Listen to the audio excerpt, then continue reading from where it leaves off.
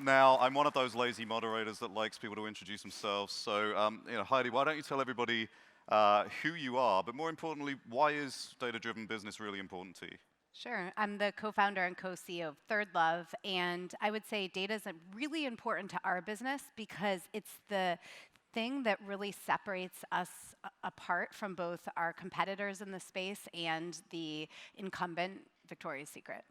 Awesome, thank you. Jaya? I'm Jaya Kolhatkar, Chief Data Officer at Hulu, and as my title suggests, of course, I think data is the most important thing, and I think it is the differentiator and the strategic advantage if you can leverage your data in a way that enables you to have the best customer experience, because customers tell you with their actions every single day what they want from you. And being able to understand what they are saying is key to success. And I think we all buy into the idea that we have to be data-driven these days. I think that's an absolute given. But I'm always interested in how people utilize that data, what they collect, how they use it, what kind of competitive advantage that gives them. So maybe we can give everyone some real examples of what you're collecting, what you're using, how you're using it, and what that does for your business. Heidi, maybe you could take that first. Yeah, so in the past, call it 4 years, over 16 million women have done our Fit Finder on our website. And so I think kind of even taking it at a bit higher level, I think as a company, as a founder, when you think about data, I think in order to collect data, you have to provide value to your customer. And I think sometimes people forget that, meaning your average person doesn't want to give you their data unless they get something from it. Hulu's a great example of that as well. And so at ThirdLove, for us, it was really about how do we help women find a better bra size? Well, we can do that through asking certain questions, the collection of data, and then we can allow her to easily find something that's going to work better for her. So the Fit Finder is the best example of that in our business. We ask about things that are really unique that most people don't ask about, like breast shape, fit issues, their bra size, and then we leverage that to not only make the size recommendation, but to make everything more personalized in her journey if she comes back to visit us, what she sees, what she experiences. That helps you in making sure that the product is a good fit, but what else does that data do for you? So 2 things. One, it's really about the journey. So for us, it's about where's the customer on her journey from the very, very top of the funnel where she's coming to thirdlove.com for the very first time and knows nothing about us. What do we show her? How do we understand what she needs? So things like talking about our fit guarantee, free returns and exchanges, why our bras are different. That's very different than how we approach the journey of somebody who's maybe in the middle of the funnel where she's a repeat visitor but hasn't purchased, and then down to the bottom of the funnel. So for us, it's really about every step of the way, understanding who the customer is, where she is in her journey, and what types of content we should provide her to help her understand ThirdLove and the benefits we offer. Awesome, thank you. Yeah. Jai, same question. So, we collect enormous amounts of data. We collect literally 15 billion events a day of people, watching content on our site. And, people come under different contexts and for different needs. Some of them might be continuing to watch certain shows. Other people might be trying to discover new things, very similar to how you're thinking about it. Where are they in their journey, and how do you make sure that your product is actually matching their needs at that moment in time? Of course, at Hulu, we do pretty much everything.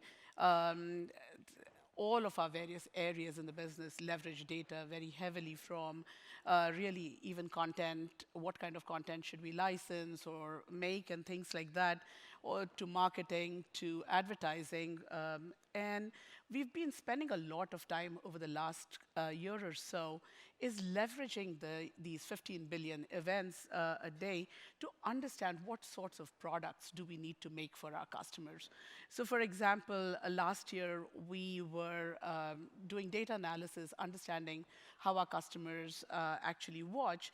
And what we found is 40% of our customers binge watch at least once a month. And they're watching 2-3 episodes at a stretch.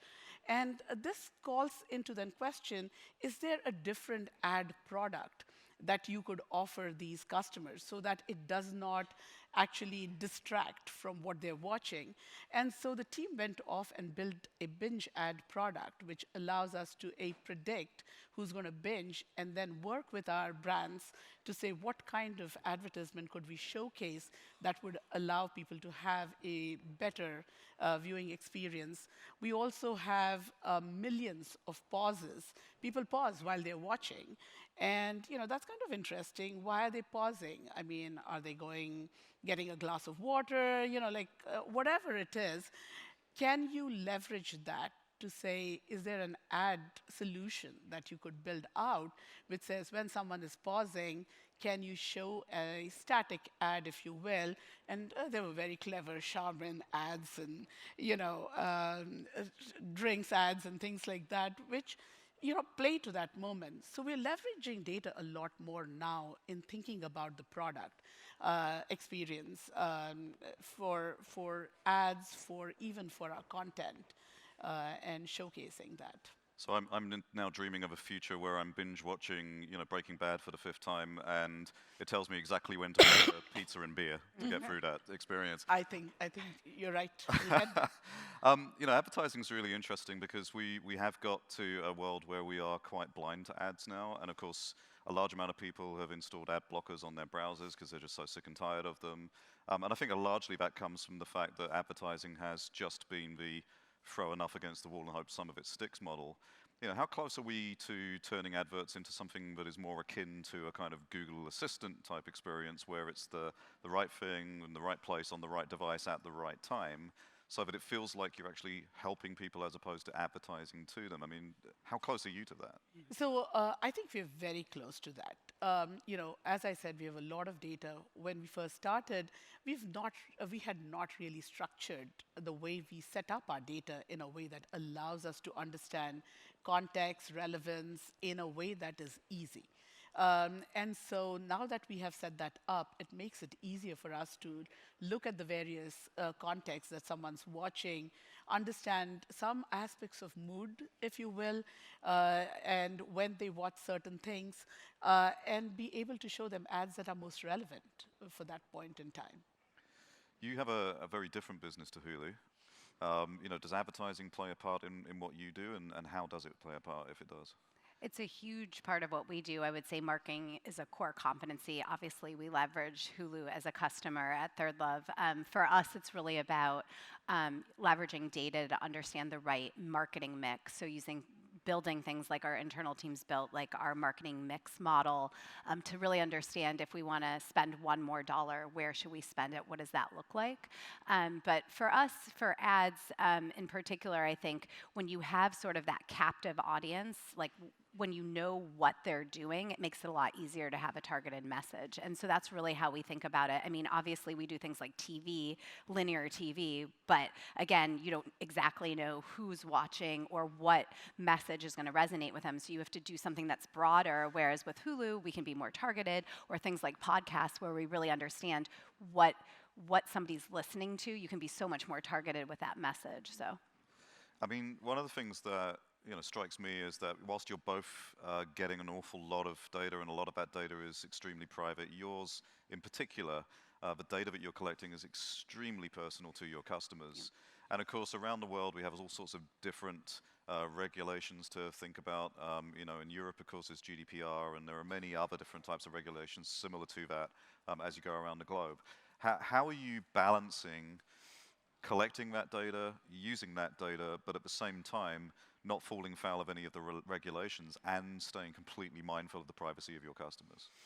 Yeah, I mean, it's always privacy first. For us, everything we're doing with the data is anonymized data sets, right, that we're leveraging to understand segments of customers. So we're never focusing on, the one woman who answered a question in a certain way, but certainly privacy and putting more of an effort on that internally and making sure our data is secure is something that our teams are doing and thinking about every day.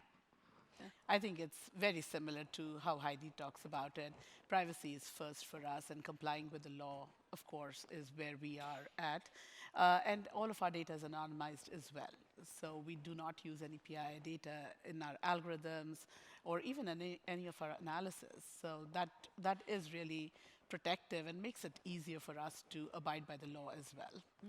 And when it comes to introducing customers to personalization, because it's been a challenge for marketers for many, many years to get to that one-to-one personalization level. Everyone's been talking about it for seemingly decades. And we're again pretty close to a lot of that, but at the same time, it is very easy, and we've seen lots of really famous examples of where people have fallen foul of that. They've marketed something maybe too personal to somebody, much too personalized. It's caused all sorts of issues and problems, sometimes even national news. How do we again introduce people to that personalization experience? Is it a case of showing them what vanilla looks like and then showing them what personalized looks like and giving them the opportunity to see the value? Or are there other more interesting ways? Because that's the old way of doing it. Is there anything more interesting in terms of how we actually get people into accepting personalized? So, we are in a very crowded market, new streaming services coming out every day, it seems like. And so, you have a very limited opportunity to get someone into content that you believe they like and will enjoy. And so for us, personalization is key, and making sure that you are showing them things that they would be interested in.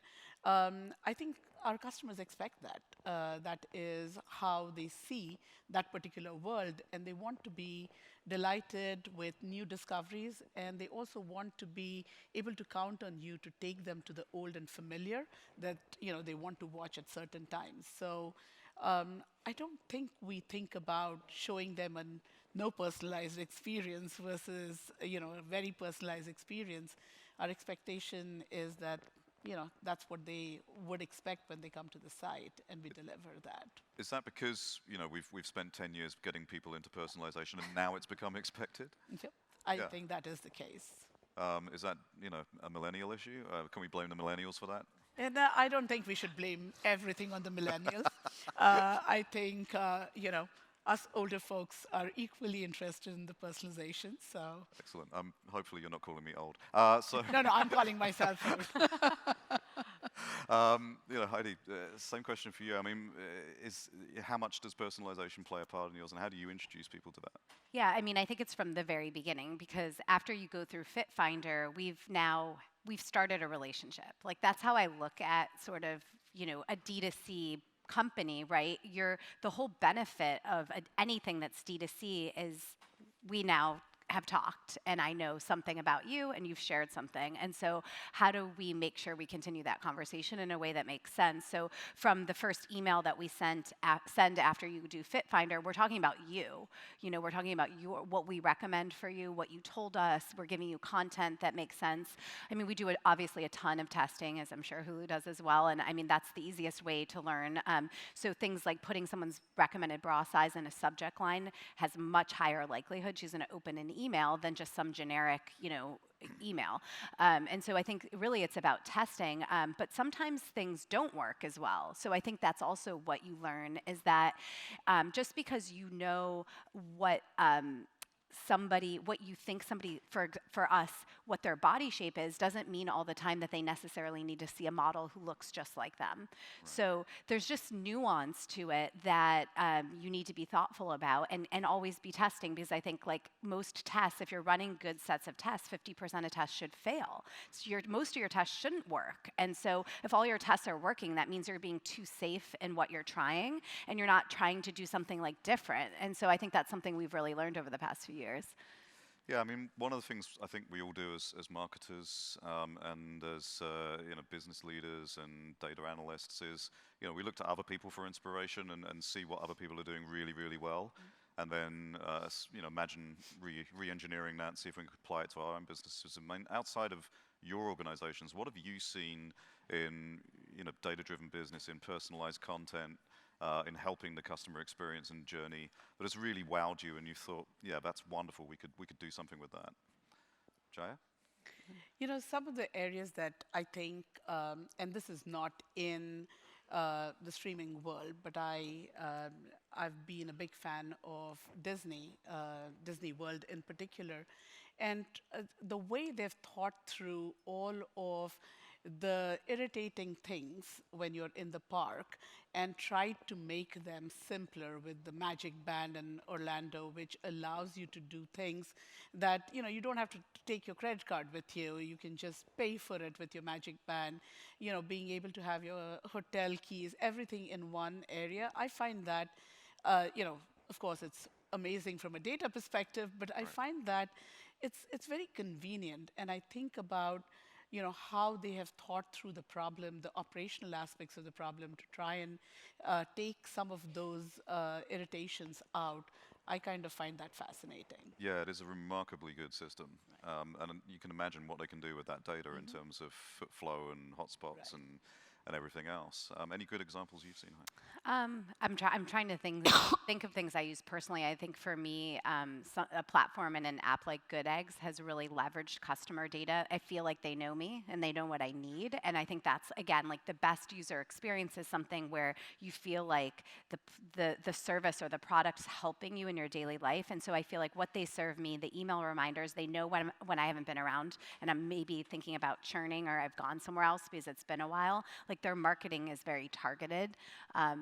And so I think that that's a great relationship with a company. And one of the things that data is really good at is leveling the playing field between startups and larger organizations that have been around a long time. And that's partly because with startups, you have a greenfield site, you get to decide what you're going to collect. You don't have all of those years and years and years of legacy systems and changing between ERPs and supply chain platforms and so on and so forth. Yep. And goodness me, I mean, just the words extract, transform, and load strike fear into my heart. So you have that situation. Maybe Hulu, you have a more mature system and you have your own challenges, but the data has to be right, and especially as we move into a world where we're all using machine learning and AI to get a leg up on the competition and to win the day. How important is it to make sure that your data is from the get-go? I'm going to ask you a different question, but how important is it to make sure from the get-go it is as good and clean as is humanly possible, and how do you maintain that? Yeah, I mean, I think that's a really, really great point. I started my career after business school at Aeropostale, which at the time, 10 years ago, was a big public retailer. And I went to pull some data, and it took me 3 weeks to get data from some team, IT team, and it came back, and then I couldn't even use it to do the analysis I wanted to do. And so, when building ThirdLove, absolutely, it was like, how can we leverage the data that we're getting and make sure it's accessible? But even for us, 7 years in, we're shifting now from Redshift to Snowflake, and we're redoing kind of the platform that we're using, right, for data storage. But it gives us a really good time to take a step back. Something like, we use Looker, as a lot of businesses do, and what we came to find out was, and I was telling this story actually before we came out on stage, was I was in a meeting and we were talking about a certain test and conversion rate, and one person was like, conversion went up, and one person was like, conversion went down, and I'm like, okay, well, like, that can't be, obviously, right? So clean data, leveraging the same data and making that data very accessible to everyone in the business is incredibly important, but it never ends. I mean, you could probably attest to this. I think you constantly, like anything you're doing, it's an evolution, and you have to be checking in at any moment in time to make sure that data still makes sense and the way you're thinking about it makes sense. And so we're doing that today. So I think, yes, we have a much easier system. Anyone at ThirdLove can access the data that's relevant to their business unit, so they're not dealing with a 3-week lag like I did 10 years ago. But certainly, the evolution of how you think about your data, I don't think it ever ends. No, it doesn't. I mean, like when I joined Hulu a year and a half ago, they'd been in existence 10 plus years, behaved completely like a startup. Every single person in the company had access to data. Everybody had apparently their own definition of what a subscriber was. And so I walk in and, like you said, you'd go in meetings and the first 15 minutes would be like, whose data is correct? So one of the things that we stepped back and said is you'd really have to bring in consistency. I mean, when you democratize data, the basic philosophy then needs to be that the data is going to be consistent, it's going to be accurate, and it's going to be accessible. So that when people come up with analysis or come up with business decisions, you're able to, everyone should be able to say, yep, this seems right.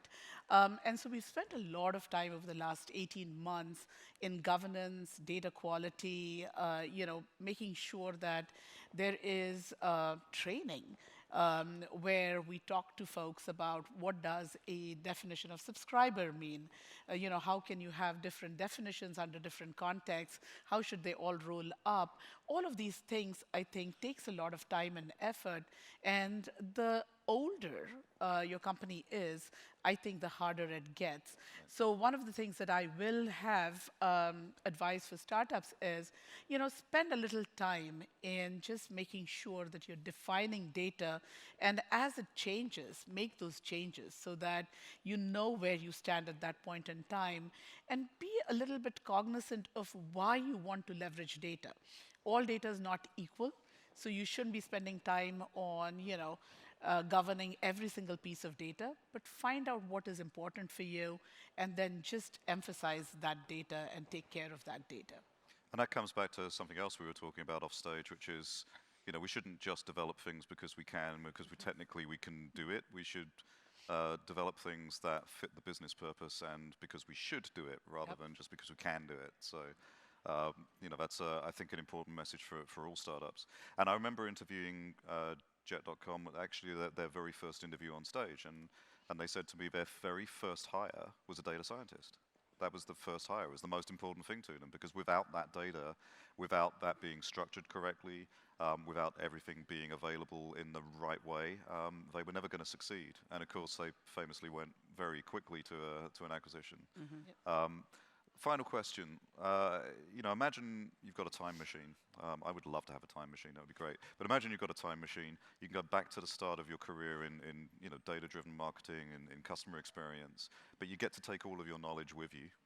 What's the very first thing you're going to do to set yourself up for success? Heidi. That's a good question. Yeah. So if I could go back to the beginning of ThirdLove, I think the biggest thing would be probably bringing on a head of data and a data engineer earlier than we did. So we did a lot of sort of data capture in the early days, but weren't really leveraging it.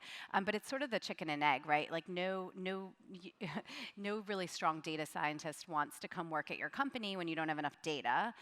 So there's that trade-off point. But I do think if we would have brought in someone a little bit earlier, actually some of the challenges that I'm talking about that we have today, we could have maybe averted those.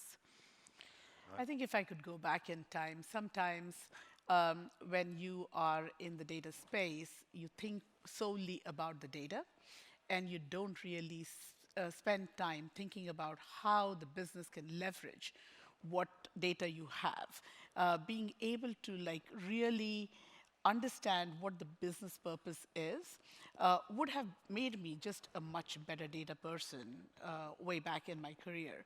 And that comes through time, learning that what you're building is not data for data's sake, but it is for a purpose, and figuring out how to connect the two would have been a good skill to have right off the bat.